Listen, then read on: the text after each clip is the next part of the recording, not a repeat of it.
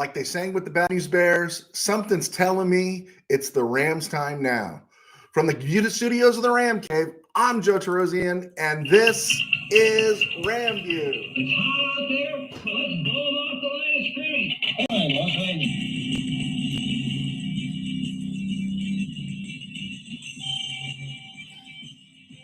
Live from the Ram Cave, I'm Joe Terosian, and this is RamView, the December 26, 2023 edition, brought to you by Kistler Law Firm. Injured in auto accident, need help, got questions, call Kistler Law at 661-206-6990. That's Kistler Law at 661-206-6990. And check out KistlerLawFirm.com. That's one word, KistlerLawFirm.com. Kistler Law, they've been fighting for you since 92. And by Temple City Auto Repair. Having some auto issues?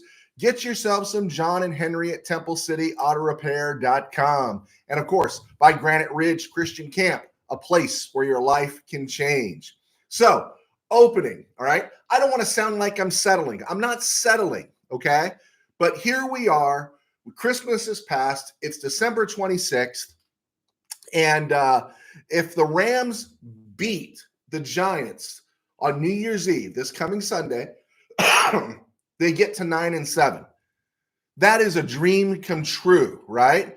And that's whether they go to the playoffs or not. I know you're thinking, no, you want to go to the playoffs. Of course we want to go to the playoffs, right? We all want to go to the playoffs, right? But where this team was, and knowing that they could finish with a winning record by beating the Giants this Sunday, likely that will put them in the playoffs and keep them in the playoff hunt. But the idea that they're 9-7, the worst they can be is 9-8, when everybody and your brother was predicting the end of the world. This has been an off-the-charts successful season. And I don't normally say this because I might say it and then I get into the midst of things and get in medias res and I lose myself. But every game played, if the Rams win after December 31st, every game played in January of 2024 is with house money. And I know what house money means, even though I don't gamble, I don't bet, but I know what it means. It means we got nothing to lose. There will be no pressure on this young team, and they will go flying around the field. And you know what it's like when you're young, right? You just throw yourself out there. And so this is why, especially after seeing what the Ravens did to the 49ers last night, my mind was on how the Rams played with the Ravens and what Baltimore needed to pull out that win at home against the Rams. The Rams can beat the 49ers, and all the pressure is on the 49ers. As all the pressure in 2021 was on the Rams, all the pressure is on the 49ers. And then on top of that, that wasn't just a loss. They could have just taken the loss. And I don't think Brock Purdy's a bad quarterback, okay? But Brock Purdy had a bad game. And now it's about getting his confidence back. And that means you can't coast against the Commanders or the Taxkins next week if you're the 49ers. You got to get this offense back in sync. And now you're going to have to get it back in sync with a number of players on that offensive line banged up. Even Purdy's, they say it's a shoulder, a stinger. He was cleared to come back in, but his mind needs to get cleared up a little bit. They've got some injuries on the defensive side. And so they're going to have to come out and play that game, especially if they want to stay in the number one seed, because now Detroit's suddenly viable, right? Along with Philly for that number one seed in the NFC, let alone now having to play hard against the Taxkins to put them away. But they're going to have to gain confidence, which the Taxkins are very good at giving your team confidence, and get ready for the Rams in week 18. And so the Rams can beat the 49ers. I'm not saying they're going to. This isn't some Nostradamus prediction, but they can beat the 49ers. They proved that in week 2 with a team that's not as good as it is now. They nearly beat the 49ers. And so, yeah, and then the 49ers are bruised, banged up, some of the stuff we've talked about with their style of football, and the Rams are there. And so this is just a great time. This is rapidly becoming one of my favorite seasons. There's nobody in the NFC the Rams can't beat. right? You had the Eagles on the ropes, right? The Cowboy game was a one-off, right? I don't think a second Cowboy game will look like that. Right now, it's not a prediction, but they can beat any team in the NFC. And after seeing Baltimore and knowing how the Rams played against Baltimore in the rain, there's no team in the AFC the Rams can't beat. And I'm not predicting a run to the Super Bowl, but they were 9-7 the year they went to the Super Bowl in Super Bowl 14 against the Steelers. And I think the pressure was off that team because there were so many injuries, and you were running Ferragamo out there, and nobody gave them a chance. And again, I always go back to when you see the Super Bowl 14 highlights of that game against the Steelers, and you hear Facenda's voice, and they show those Ram fans in the stands. Yeah, all those people are frauds. They're frauds. You could spot a fake Ram fan easy. Just hear what they say, their reactions, because that team had no support, zero support, and then suddenly everybody's diehard Ram fan. And there was no expectations for that team, none. And that's what's exciting about this team, is that the Rams could miss the playoffs, and it's been a great year, and it's very optimistic going forward. They can miss the playoffs and be 9-8. All right. I don't want to be 8-9 and miss the playoffs, but you could be 9-8 and miss the playoffs, and you might not like it, but you're going to be optimistic. They make the playoffs and they lose in the first round. You're going to still say, what a great year. They make the playoffs and they get a win. You're going to say an amazing year, right? And then we'll just let everything else take care of that. And here's the part was it was supposed to be a season of pain. This was supposed to be the season that everything was going to, reset. It was a total rebuild. Anybody paying attention to the team that's a serious fan, not those fans you see in the highlights of Super Bowl 14. Those are the kind of Ram fans that get all the attention. But anyone that was a serious fan that takes football seriously outside of the sports bar, you knew this team was not in a full rebuild 2-15 mode. Amen? Amen. So the pain in the neck now for the Rams is if they can get to the playoffs, right? And, they have not secured a playoff spot. The Seahawks have not gone away. And the Packers just refuse to stay buried. Just when you were done with them, the Panthers give him the game of the year. Bryce Young has the game of his life in the NFL, and the Packers still pulled it out. And that's why the Giant game does concern me in one sense. The Rams are good. They shouldn't have to worry about the Giants, but it could be a little bit of a trap game. They could be thinking about Frisco in Week 18, and they don't want to be thinking about Frisco in Week 18 when their bodies and their heads and their butts are in New York on New Year's Eve this coming Sunday. And that's the game we really need to take care of. That's the game that just puts the capper on the season of a great season. And if we can get beyond that, everything else to me is gravy. Okay, so we talked about this in terms of the playoff picture. The 49ers are 11-4, Lions are 11-4, Eagles are 11-4, and all those teams look vulnerable now, don't they? Buccaneers are 8-7. Hey, give some votes to Baker Mayfield, right? And we like to throw around MVP this, MVP that. Give some votes to Baker Mayfield. Cowboys are 10-5. Again, all looking vulnerable. As of now, spots 6 and 7 belong to the Rams and Seahawks. Rams close with the Giants and 49ers. Seahawks get the Steelers at home, and then they go, I don't know, do they go to the Cardinals? I think they go to the Cardinals. I think they do. But every time you want to count the Seahawks dead, they don't die. And the Steelers, what are they going to do? You never know what the Steelers are going to do because they might have a third string quarterback that plays well, but they got receivers who don't want to block. So you never know what Steeler fan Rob in Missouri and his team are going to deliver. But that's a game to keep an eye on. Vikings are playing the Packers. That's a playoff game for both those teams. That's a playoff game for both those teams. Falcons are playing the Bears. And that's a playoff game for the Falcons, and the Bears are they have life, not for playoffs, but they're playing with some energy for Eberflus.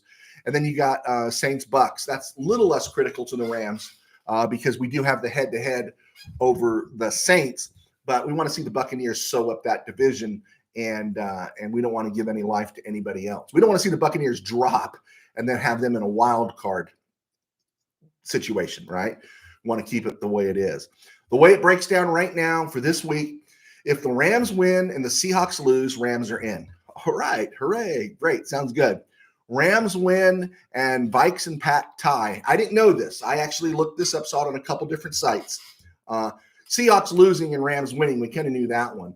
But Rams win, Vikes and Packs tie, and the Rams are in. So chances are the Rams are going to be in, but you got to take care of business in New York. Okay, around the NFL and other places, I posted this yesterday, and I was surprised it started a little tiff there online, and I said, two things at once is just not a Travis Kelce and Taylor Swift thing. I don't know if anyone's upset that they don't like Travis Kelce or they don't like Taylor Swift. I think they're just sick of seeing them, right? I think they're just sick of. I know if I was a Chiefs fan, I'd be irate, and if I was a Chiefs player, I'd probably lose my cool, because one of the things I think has affected the Chiefs this year is just a little too much exposure. They've earned it. Andy Reid, Patrick Mahomes, Kelce, they've earned it. All the Super Bowls, everything. But you know what? Football takes time. Football takes focus. And, as Kelce ages, he needs more focus, not less focus. And I think it's resulting in his game a little bit. That guy's in every stinking commercial you see, and it just wears you out after a while, and you got Andy Reid in them, and they're struggling. Now, they are still a dangerous team, but they're very mortal. And so looking at that loss to the Raiders on Sunday, I'll talk a little bit about the Raiders right here. But the Raiders, I think, have their coach, right? Antonio Pierce is the guy, and keep the offensive coordinator, but go out and get an experienced veteran NFL quarterback, or if you have a high pick in the draft, depending on what they want to do. The Raiders need stability. The Raider fans need something that connects them to their glory days. And that physical defense yesterday, they beat the Chiefs. Now, the Chiefs don't have any wide receivers. Taylor Kelce, I'm sorry, Travis Swift is aging, and stuff. I get it. I totally get it. But that's still the Chiefs, and that's still Patrick Mahomes and Andy Reid, and you're still an Arrowhead. And they came out, and that was a fun game to watch in terms of the physicality. And that's what the Raiders are all about. Build some goodwill. Not one coach coming in, he's going to tear it down. If you bring in a Harbaugh, who I like, but if you bring in some other guy, he's going to want to tear it down and rebuild it in his image, and you keep missing on that. So go with Antonio Pierce. It's what you didn't do with Bisaccia. Go with Antonio Pierce and get some stability. Get a team that can win 8 to 9 games consistently for 2-3 years and get yourself to a level, and see where you're at. But you need a quarterback. You get a quarterback, and this team could be a little bit dangerous. Broncos are headed for some major cap issues because of Russell Wilson's contract. The dead money is going to be outrageous if they try to get out of that. Patrick Mahomes' massive contract is going to start kicking in. The Chiefs are going to become mortal. And the Chargers are still owned by the Spanos brothers. There's room for Aiden O'Connell, or an Aiden O'Connell-less Raiders team to make some hay in the AFC West. And so stick with Antonio Pierce, because I think a reset is coming in the AFC West, and the Raiders could be the cockroach that survives the blast.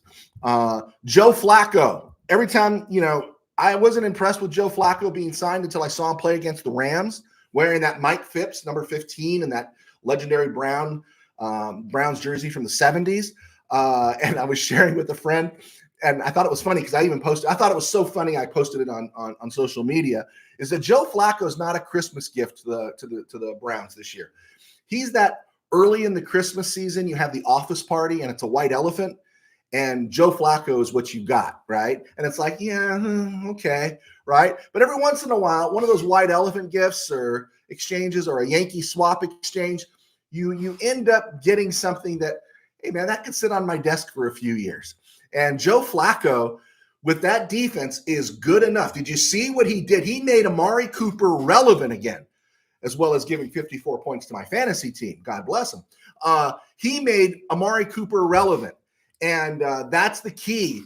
If you can keep the pressure from up the middle, getting to Joe Flacco, he's got the arm, he's got the experience, he's also got the ring to get them someplace where they didn't think they were going to go. All that money on Deshaun Watson, dancing with DTR and PJ Walker. They bring in Flacco off the street. Is this not a John Barnes story? If you're a UCLA fan, I don't know if I have to describe to you who John Barnes is. It should be a movie, right? You know, Flacco's with his wife. He's at home and he still wants to play, but honey, nobody wants me. And then you get this call around Christmas and it's a Christmas miracle. It's a great story. I would love to see the Browns do some Van damage in the postseason. I think it would be great. And so good for him. But with all that said about Joe Flacco, Lamar Jackson is the MVP. Lamar Jackson is the MVP. He is a great quarterback who's a really good passer. Did you hear what I said? Lamar Jackson is a great quarterback who's a good passer. He's not Matthew Stafford. There are passes and throws he cannot make. But this guy's game has developed so much. He's a better quarterback now than he was in 2019. 2019, he was making all those splash plays with his legs. And then 2019, 2020, 2021, 2022, Ravens did nothing. But right now, he's doing it with his arm. He's looking downfield the whole time. And yeah, he's the MVP. And the one team that I think can beat him, I think it's the Rams.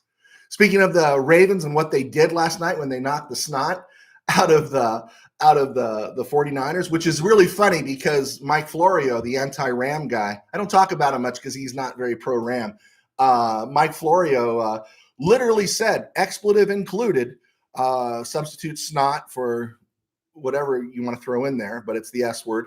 And he said that the Ravens were going to get the snot beaten out of them by the 49ers. Instead, the 49ers lost Trent Williams to a groin, his backup Jalen Moore to a concussion, Brock Purdy, 4 picks and a shoulder stinger, Aaron Banks, the left guard, to a toe injury, and cornerback Ambre Thomas, who's key in their secondary. They lost him as well to a hamstring. He did not return, and 49ers got the snot beat out of them, right? And then I do have to say this about the 49ers. They surprise me sometimes. There were some games this year where you're watching the 49ers and you're saying, why is McCaffrey still in a game where you're up by 3 or 4 touchdowns just so he can get some record? They do foolish things like that, right? And at this point where we're at in the season, I could not understand, why is Deebo Samuel returning kicks for the 49ers? Now, only 1 out of every 15 kickoffs, unless Mason Crosby's kicking, is returned anymore. NFL's got a problem there. But why would you have Deebo Samuel back there? Knowing the history of the franchise and injuries and knowing the history of even Deebo getting hurt, you know what it sounds like? It sounds like the 49ers are being coached by an HC that was the OC on a team that blew a 28-3 lead in the Super Bowl with 8 minutes to play in the third quarter. Call me crazy. Keep your eye on the 49ers because I don't think it's going to be going this way. I think it might be going this way. Speaking of the Rams-Giants, it seems like Tommy DeVito's 15 minutes may be about up. He'll get another job, but he may need to move off his agent, right? His agent's kind of grabbing up too much of the spotlight. And before we get to commercial here, hey, man, how about Pete Carroll, right? I'm a USC fan. Loved Pete Carroll there. Just the fact that what he's doing, right? Drew Lock last week, Geno Hill this week, injuries, all these things, dealing with DK Metcalf, who's playing the best ball of his career, right? Just give it up to Pete Carroll. I'm happy for Pete Carroll, right? If there's a tolerable team, I know you guys call them the sea bags, sea chickens, and all those things. If there's a team that I hate the least in the NFC West, it's Pete Carroll's Seahawks, just because they're a good team. They're a good team as long as they lose to the Rams each time. Okay, I'm Joe Terosian. I was a sports writer for 21 years, one of the founding guys at Mid-Valley Sports. They're still at it. Tim, Dwayne, those guys at midvalleysports.com. They're also in the room with the Chargers. And they're doing a great job. I don't work with them anymore. I work for myself. Thanks to Kistler Law and Temple City Auto, our sponsors, I get to do RamView. And of course, I write books. And between RamView and my books, you can find those on Amazon. Just type in my name, buy the whole set. I got a couple of high school football novels in there that have been well received and very well. If you could check those out, that would be great. But I do that so I can stay supported in my day job. My day job is I pastor a small church in Burbank, a mighty small church in Burbank called Burbank Faith Nazarene. And our channel right here on YouTube is called Burbank Faith Virtual, as well as across social media. You can check that out. And if you ever have any questions, feel free to let me know. But yeah, that's who I am. That's what we do. Also, if you could do us a favor and check us out on Spotify. Hey, I've been, when we got into this, we thought Spotify would be where we make our mark. But we've had more traction here on YouTube. Thanks to you guys for clicking on. But if you haven't, if you can encourage some folks to check us out on Spotify so we can build up our footprint there. We want to just be versatile across all platforms and such. And thank you for your support. If you haven't subscribed, please hit the like and subscribe button, and we'll do our best. One of the things we plan on doing, which I did this off season, is that we're going to be on 3 times a week, even when the Super Bowl's over. We're in that really dead period between end of Super Bowl and the start of free agency, which is usually mid-March. We're going to be on the air talking about salary cap, talking about draft, of course, the draft, and all that stuff leading into next summer. A lot of folks take that time off, but that's a rich time. I mean, you have to do some work, but it's a rich time to keep talking football. A lot of people go away then, so you get the heavy duty fans in those times. And so it's really fun to keep doing the show. So let's see what questions we have here. Tim Burns, I'm glad Baker may have found a home. Baker Mayfield did a heck of a job for the Rams, Tim, and I'm happy for him, and it seemed like Sean McVay worked some magic on him, as he did seemingly with a free agent receiver who looked like his time was coming in the NFL. His name is Demarcus Robinson. You get a little dose of McVay, right? There's Quinn the Eskimo, and then there's McVay, the coach. Everybody wants a dose, right? And you get Sean McVay and you revive your career. Steeler fan Sorge, Rob in Missouri. We did you a favor beating the Packers, and we'll do you one more favor by beating the Seahawks. Yeah. Can you do us that favor? Can I ask Steeler fan Rob, do you think maybe you should have gone to Mason Rudolph right away? Whose decision was that? Is that a Tomlin thing? Rudolph just looked so much more confident throwing the ball. I know he's not mobile, but man, he just kept throwing the ball. And, one thing I will say to Steeler fan Rob is I'm glad George Pickens had a big game, but don't swallow the Kool-Aid or the take it as fool's gold, because George Pickens is who he says he is. And so I would use that great game he had as an enticement to see if you can trick somebody else giving you a second round pick like you did for Chase Claypool, right? I would not stay in business with someone who won't block for his teammates. Steve Ramirez, KC just has no decent receivers.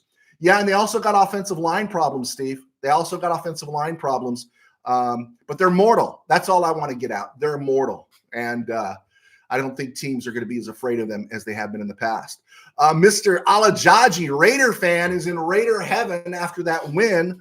And I do have to say, I was kind of curious, you weren't well enough to be in church, Mr. Alajaji, but you were pretty happy. I imagine you got healed up real well with that back after the Raiders won. And I was happy for you. It was a great win for the Raiders. Tim Burns, Purdy lost confidence last night. Looked like he would cry. I call my shot. 49ers go 0-2 the regular season. I would say that, but they're playing the Taxkins next week.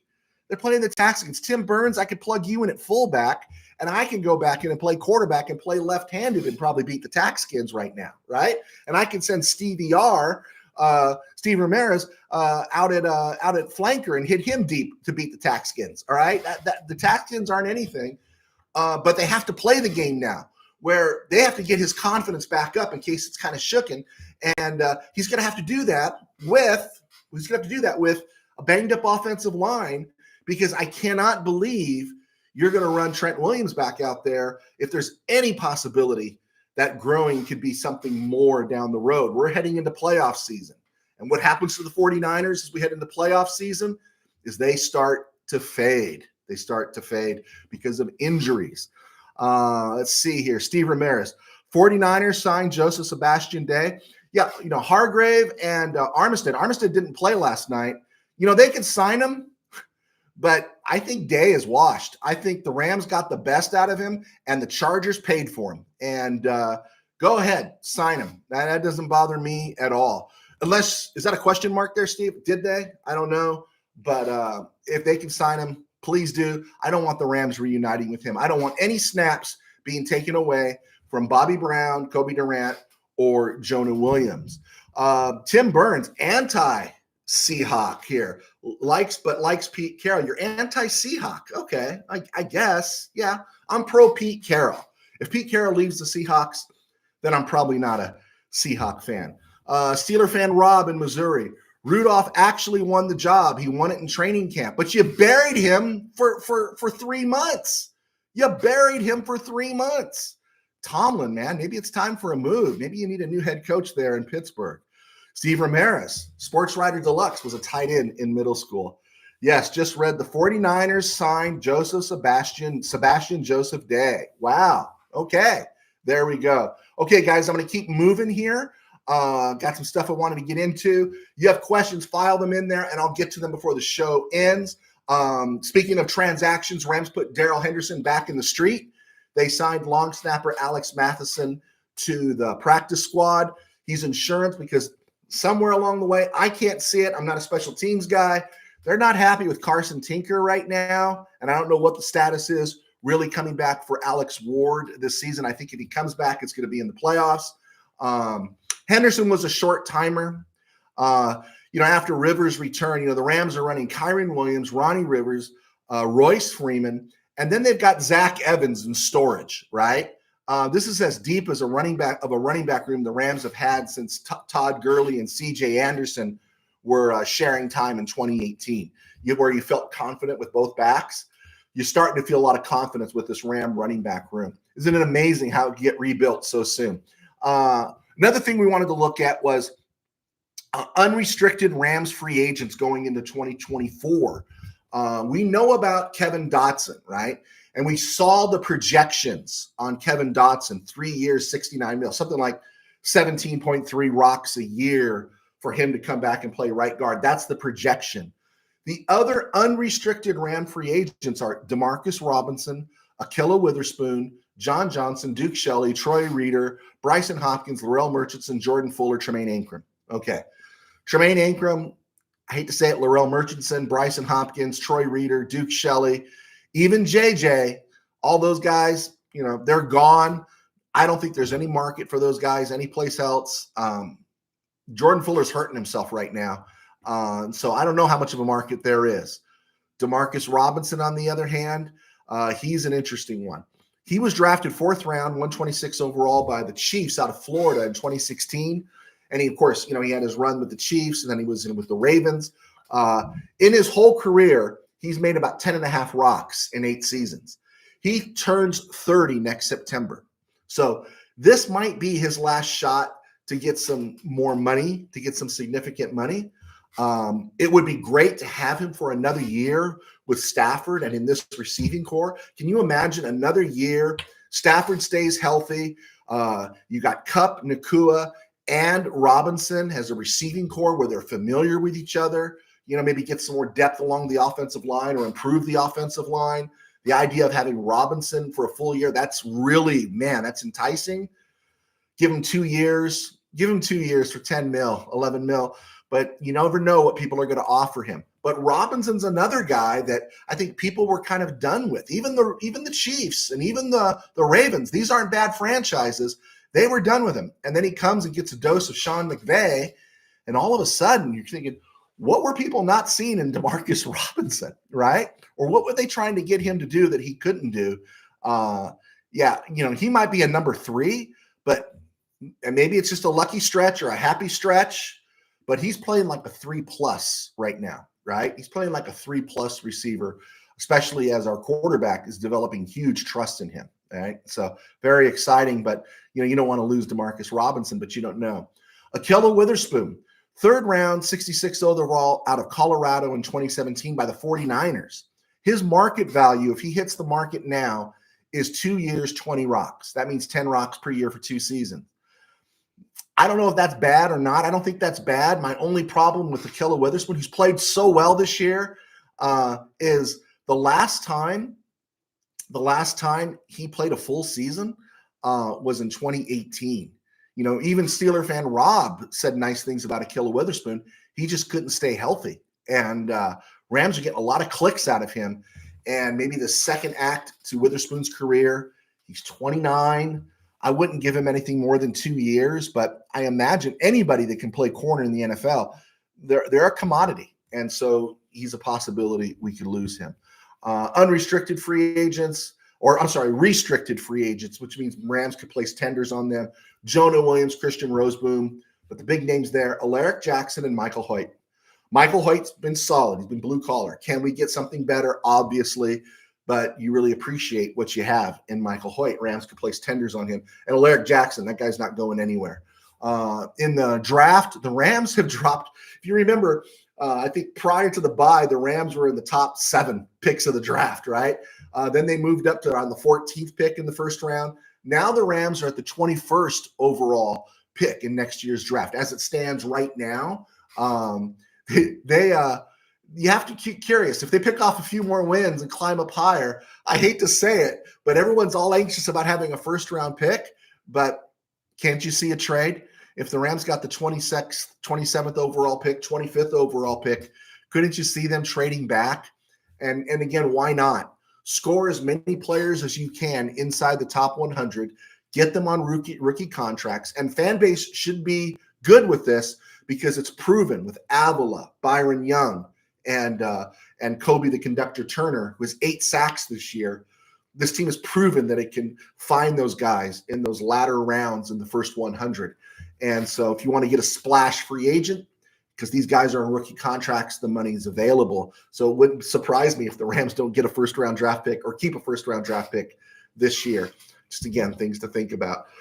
Look again at Week 16. Rams beat the Saints. We called that one. Bengals, Steelers. I took the Bengals. Steeler fan Rob unveiled Mason Rudolph, and everything changed. Bills, Chargers. I was laughing because I thought the Bolts were playing to show the world that, hey, look how much happy we are that Brandon Staley is gone. But Bolts are going to bolt, and of course they lost to the Bills in the last seconds there. Colts, Falcons. I went with the Colts. Falcons won. Falcons are this lingering stench that just won't go away, like something out of the back seat, right? Just go away, but they won't go away. Packers, Panthers. Packers pulled that one out. Browns, Texans. We talked about it. Lions, Vikings. Lions are playing for the number 1 spot. And that means when they go to Dallas this week, they're going to be playing for keeps. And that'll be interesting to see. The Vikings and Lions. The Lions and Cowboys this week. They beat the Vikings this past week. Texans, Jets. All said and done. With everything that's happened, the way people talk about the Jets, you think they were 2-15.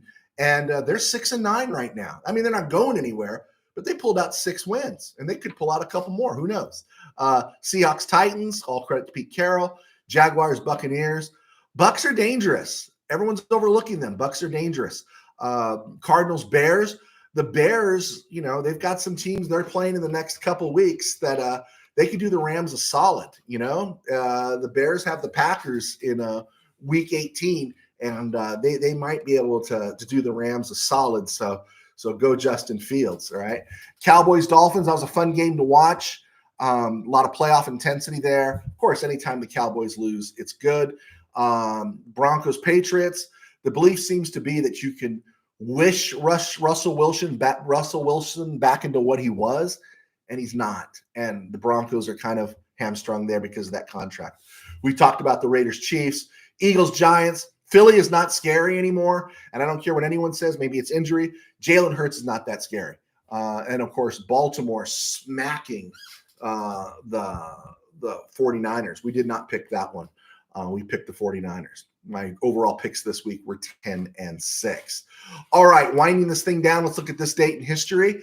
Very significant date, December 26th in Ram history.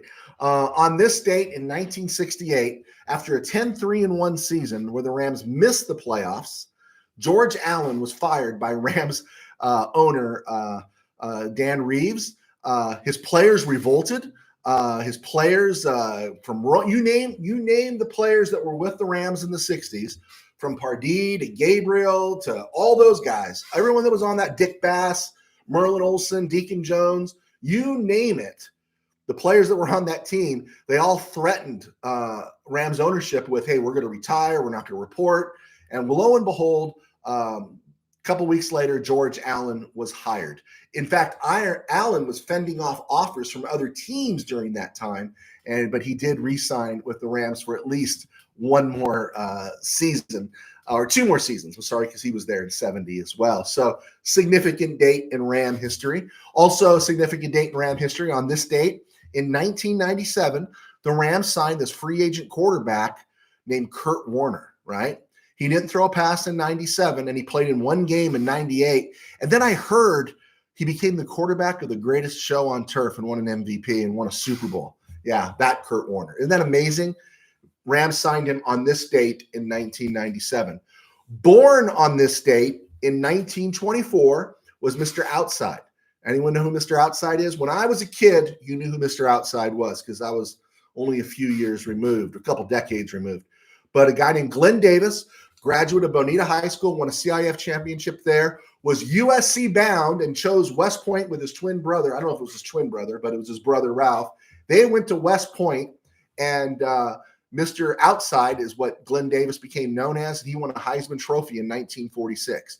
Think about this. West Point in 1944 through 1946 was 27-0-1. And I think that tie was that the 0-0 score against Notre Dame?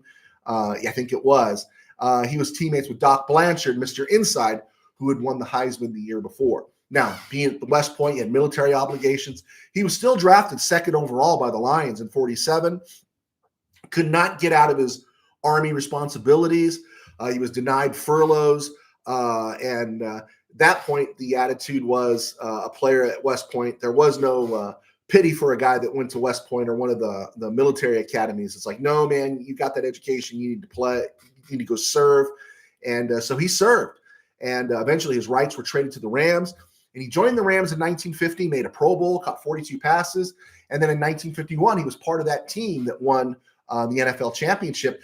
It was a weird thing, is that he was like the fourth guy in the bull elephant backfield. That bull elephant backfield featured Dan Towler, Dick Horner, and Tank Younger to go with Van Brocklin and Waterfield at quarterback, and receivers like Tom Fears, Elroy Hirsch, is it Mike Boyd, John Boyd, Don? The guy's name's Boyd. His name's slipping me right now. This was a powerful lineup, and Davis was like just like the fourth outfielder on that team. He had a bad knee, injured it, making a movie about his career at West Point. And by the end of the 52 season, he was toast. But it was fun to remember Glenn Davis. Also on this date, if you grew up in LA and you grew up before ESPN, you used to stay up late. This is before Fred Rogan. This is in the early 70s. There was a guy named Stu Nahan. Silvertip Stu, as Jim Healy used to call him. He died on this day in 2007 at the age of 81 of lymphoma. And at the time, in the early 70s, when you were watching sports on TV, before Jim Hill got to KNXT and everything, Stu Nahan was kind of like the guy you wanted. Hey, let's get Nahan's on. Let's watch Nahan. And you get those the 5-minute sports report on KABC. But he passed away on this day in 1981. It's so funny how someone could be a name for so long, and then, of course, they pass, and time passes, and people forget. Games played on this day. Rams lost the championship to the Browns in 1955, 38-14 in the Coliseum. And then the weird stuff happened, okay? On this date in 1976, I was up north at my dad's, and it was a Christmas break. And he's like a brother to me. I guess you call him stepbrother. Him and his friends said, "Hey, Joe, we found out that they're bathing because I guess the weather was a little bit warm.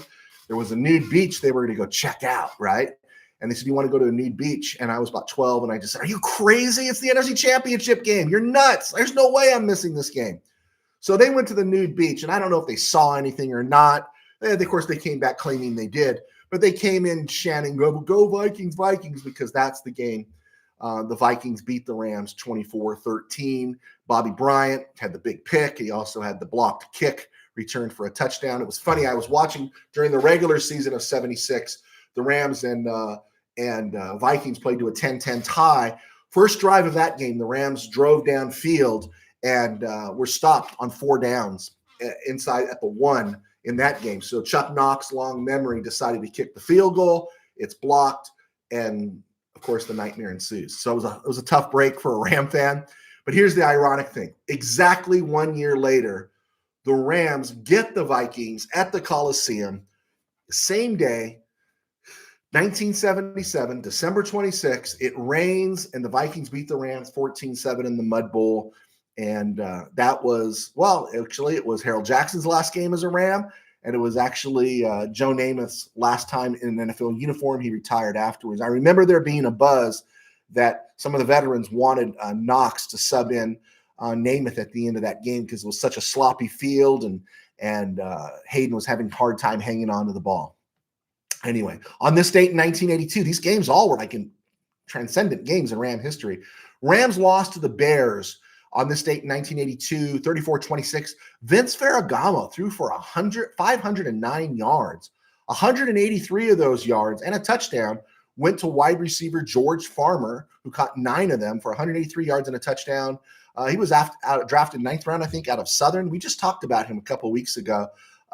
Interesting. Same date, 1983, Rams won in Dallas, 24-17, wild card game. And then it was interesting. The Rams lost to the Vikings on this date in 76 and 77 in the playoffs. And then in 88, they lost to the Vikings in Minnesota in the Metrodome, 28-17. So 3 times on this date, the Rams lost to the Vikings in the playoffs. Interesting stuff there. Okay, I think that's it. I think that's cool. I'm not going to go through the stuff tomorrow because I'm going to be back on tomorrow. It was a stone groove, but I'm not going to come back I am going to come back on tomorrow, so I'll talk about tomorrow's history tomorrow. All right, let's see what else we got here. This Robinson is better fit than the last Robinson. The last one tanked. Yeah, Allen Robinson. He's a Steeler. Ask Steeler fan Rob, Mr. Burns, how he feels about Allen Robinson. Bill, good to have you with us, Bill. 49ers, Cowboys, and Lions are very beatable. Rams could go to the Super Bowl. Exactly, Chief. Could. I don't want to, have somebody say don't jinx it. Could, can, will. I'm not saying they will. I'm not saying they're going to. I'm not Bud Ferrillo saying trust the garlic here. But they can. All those teams are beatable. Thank you, Bill. Don Robinson, Rams will need to win out to make the playoffs. Thank you, Don, for clicking on. And we did share there's a scenario this week. If the Seahawks lose and the Rams win, then that locks the Rams in for the playoffs. But we got to get this one, right? This is the one. You can't fall into a trap game outlook here and overlook the Giants, because a victory over the Rams would make their season, right? So you can't overlook that, and you need to go into Levi Stadium in Week 18 with a 9-7 record. Steve Ramirez, not a good day. 76 and 77 still haunts me. Funny, I watched the 76 game at my dad's up in Santa Clara, and I heard the Mud Bowl because it was blacked out at our home, and it was raining all that day. Just unbelievable. Hey, Bill, if we win, we are all Pittsburgh fans. Hey, I'm all down, man. I'm all down. Let's ask Mason Rudolph to guide our sleigh tonight, right? Call me Mr. Steeler fan if the Steelers beat the Seahawks and we get this thing wrapped up. Steeler fan Rob in Missouri, the Browning rifle was nothing for our injured defense. I agree. I absolutely agree. Browning rifle let me down, or the Browning pop gun. Elizabeth Barrett Browning more than the Browning rifle. Yeah, I was very disappointed in the Bengals last week. Steve Ramirez, you're talking about when the 76 finals, NFC Championship game, where think how creative Chuck Knox was, right? This is a big stretch for Chuck Knox. We're dealing with Chuck Knox, not Sean McVay. He runs a wide receiver, an end around at the goal line with Ron Jesse. And from where I was in Santa Clara watching that game, it was a touchdown to me. I'm sure Steve Ramirez thinks the same. If any of you Ram fans were watching that game 47 years ago today, I think you thought Ron Jesse was in, and replay probably would have showed him. A review probably would have showed him in. But that was just those were painful days. Those were painful days as a Ram fan. But there we go. All right, guys. Hey, I am hitting the 45-minute mark. I so appreciate you guys hanging with me. I'm looking at who's watching me live right now, the likes, the comments, all these things. I so appreciate it. Sometimes if you have a later question, post it later. This live chat doesn't appear when this goes up recorded. For some reason, it doesn't even list my views, right? So my views, I get shortchanged to my views. Again, no problem with that. We'll live with that. It's the content that we care about. And like I said, if you haven't done it, check us out on Spotify, and we'll build from there. Enjoy being here. Thank you guys so much. Bill, Don Robinson, Steve, Bill Alajaji, Tim Burns, Steeler fan Rob in Missouri, all you guys, thank you so much for clicking on. And I hope you guys all had a great Christmas. And happy holidays to you, Mr. Burns, our great friend in NorCal. A NorCal guy rooting for the Rams. I'd like to know what that existence is like. Let us know at some point. All right, guys. God bless. Take care. And we will see you definitely tomorrow.